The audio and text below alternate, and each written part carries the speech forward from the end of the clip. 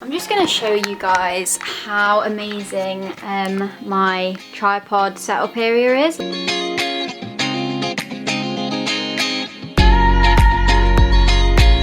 Hi guys, welcome back to my channel of To Flow. So today's video I'm going to be going through the first chapter of my marketing portfolio, which I created at uni as part of my final major project. This portfolio has generated by far the most interest. It was basically the reason why my TikTok kind of blew up. So yeah, a lot of people have been really interested in this portfolio, and I've received a lot of messages, asking can I read through it and can you explain more on this section, or can you show me what content you put in. So I thought it might be best just to kickstart this channel and do the first video explaining the first chapter of this portfolio. I'm just going to kind of give you a bit of a brief and an explanation, I guess, as to what this portfolio actually is, because if anyone's new to this channel or new to Flow, then you might not be fully aware of what it's about. So this is a portfolio that I'm talking about. It's 250 pages long-ish. I think it's actually 224 without the reference pages. So I made this when I was at university, and it was for my final major project. I studied fashion marketing, and this was worth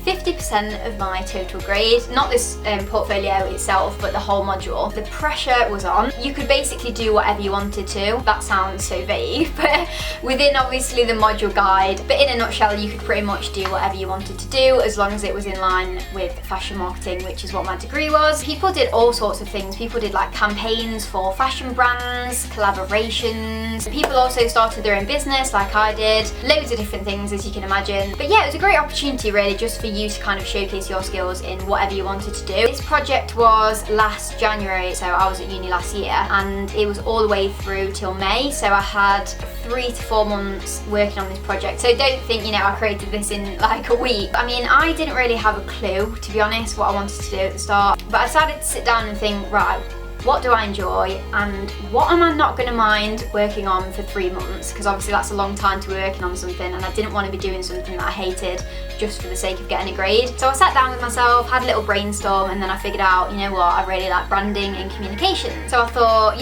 why not just start my own business in it, hypothetically, and then I can just do the whole business plan is this. Obviously I had no intention of actually starting this business. It was just really nice to be able to have full control of the whole thing and all of the marketing outputs alongside, so I could just kind of start fresh, and that's where Flow was born. So all of the work to develop Flow was basically going to be marked by my lecturers, if that makes sense. So this is the research and development book. So this is why it's so big, because obviously there was so much information and content within that. Right, I'm going to stop talking now, and I'm actually going to show the first chapter because I know that I've dragged this on for way too long. So the contents pages actually fell out, which is really nice. I mean, this isn't ideal, is it? So the first chapter is the concept. This is the chapter that I'm going to go through today. It's basically just me coming up with the actual business idea. Second chapter, situation analysis, market research. 4, brand identity, so actually creating the brand, what it's going to look like. Pricing strategy, so looking at how I was going to position myself in terms of pricing. Communications, clients. Then we have chapter 8, assignments. Then we've got future ventures as a final chapter. So with every single chapter, I decided to just have a huge page dedicated to the title.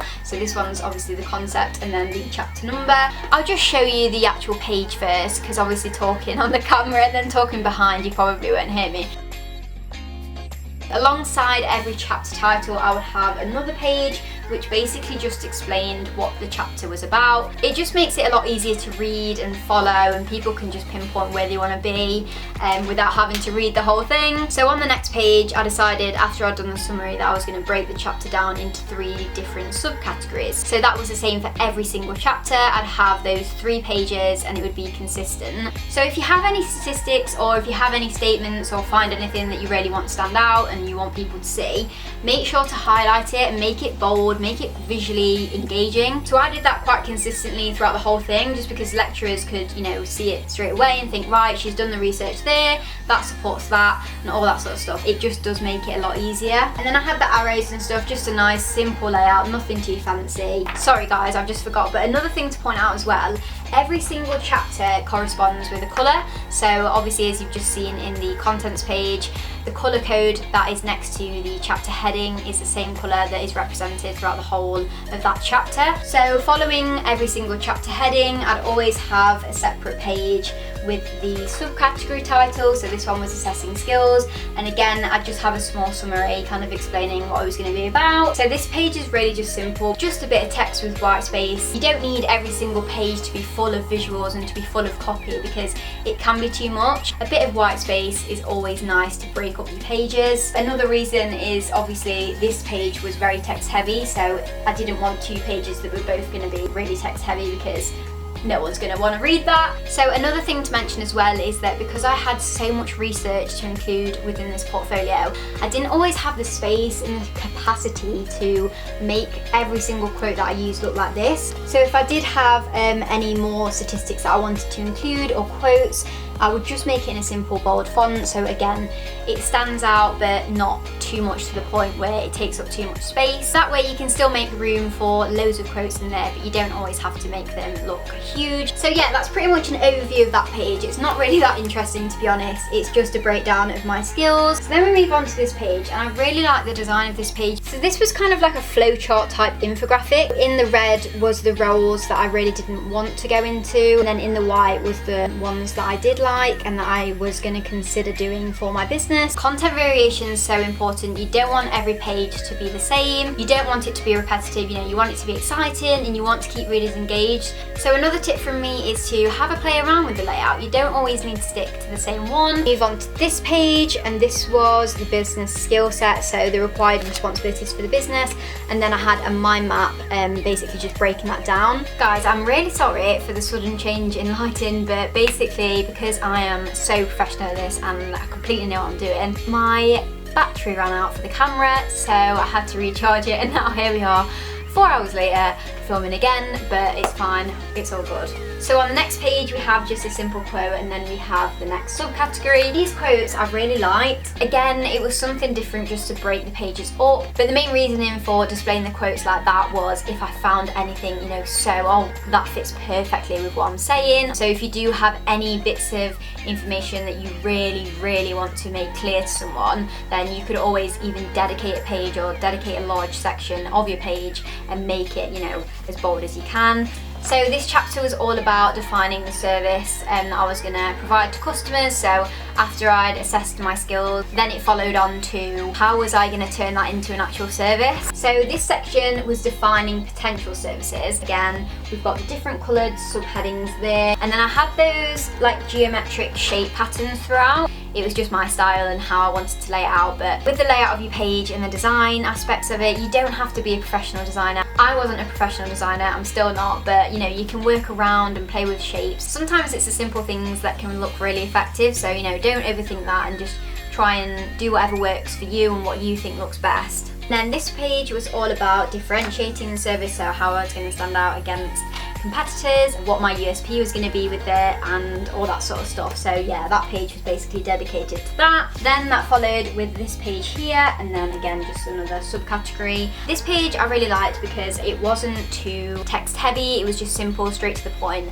These are going to be my 3 services. So my 3 services were going to be brand identity, content creation and social media. Then moving on to personal evaluation, here it is. So employment considerations is that one, and then lifestyle assessment, and then I had finances and funding. So lifestyle assessment was the working structure and the working environment, so how was it actually going to work, would it be full-time, would it be part-time, and then the employment considerations was, you know, how is it going to fund it, would it be freelance, would it be a full-time business, all that sort of stuff. Then moving on to this page, so again we've got the simple geometric kind of style shapes there. It's not too fancy, just a simple column structure, and that's pretty much that page. Another thing worth mentioning is obviously I had to do a lot of referencing because it's a university project, so I just have the source and the date and all that sort of stuff just titled at the bottom in a smaller font. Just make sure to be wary of font sizes because they look very different on digital in comparison to print. I just do a tester print before you do print it, you know, just print it off on, you know, normal paper and black and white, the cheapest option, just to check that everything looks great and the font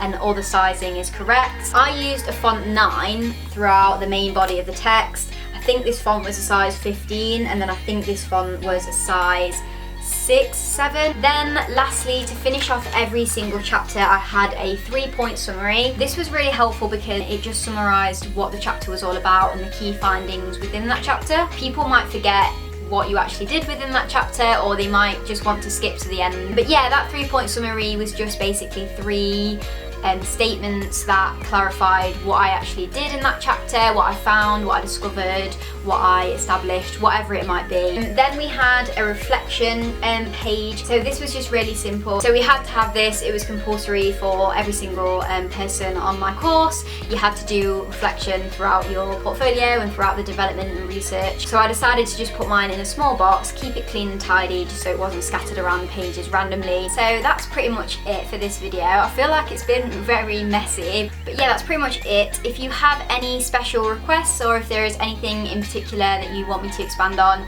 please feel free to comment below or reach out to me on Instagram and just DM me, and I'll be able to answer any questions that you may have. I'm gonna go because I think the memory card's getting full, so I'm just gonna leave it there. Thanks for watching, and remember to subscribe.